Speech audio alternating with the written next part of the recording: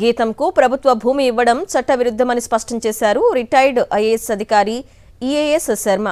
ఏ నిబంధన ప్రకారం ఆక్రమించుకున్న భూమి క్రమబద్ధీకరణకు అనుమతిస్తున్నారని ప్రశ్నించారు. ఆ ప్రతిపాదనను తక్షణమే వెనక్కు తీసుకోవాలని డిమాండ్ చేశారు. ఈ వ్యవహారంలో అధికారులు, రాజకీయ నేతల ప్రమేయం ఉందని ఆరోపించారు.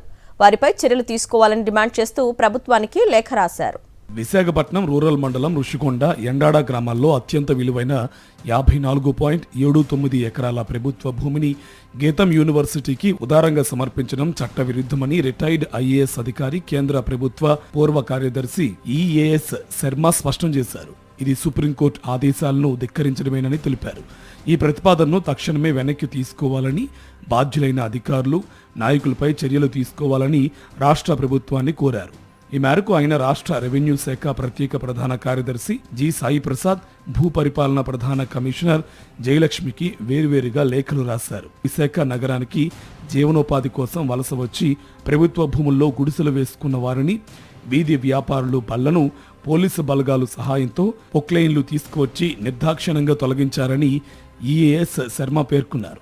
దీన్ని బట్టి రాష్ట్రంలో పెద్దలకు ఒక న్యాయం, నిస్సహాయులకు మరొక న్యాయం ఉంటుందా అని ప్రశ్నించారు. గీతం యూనివర్సిటీ ఆక్రమించిన భూమిని ఈ నెల 30న జరిగే గ్రేటర్ విశాఖపట్నం మున్సిపల్ కార్పొరేషన్ సమావేశంలో క్రమబద్ధీకరణ చేయడానికి సూచిస్తున్నారని పత్రికల్లో వార్తలు చూశానని తెలిపారు. ఈ విషయంలో విశాఖ రూరల్ మండలం తహసీల్దార్ ప్రమేయం ఉన్నట్టు తెలుస్తోందన్నారు.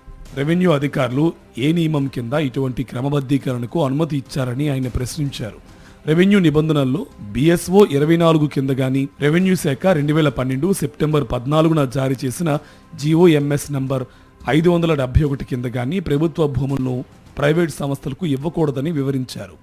స్థానిక సంస్థల పరిధిలో ఉన్న ప్రభుత్వ భూములను ప్రైవేట్ సంస్థలకు కేటాయించకూడదని సుప్రీంకోర్టు జగపాల్ సింగ్ కేసులో 2011 జనవరి 28న అన్ని రాష్ట్రాలను ఆదేశించినట్టు శర్మ లేఖలో స్పష్టం చేశారు.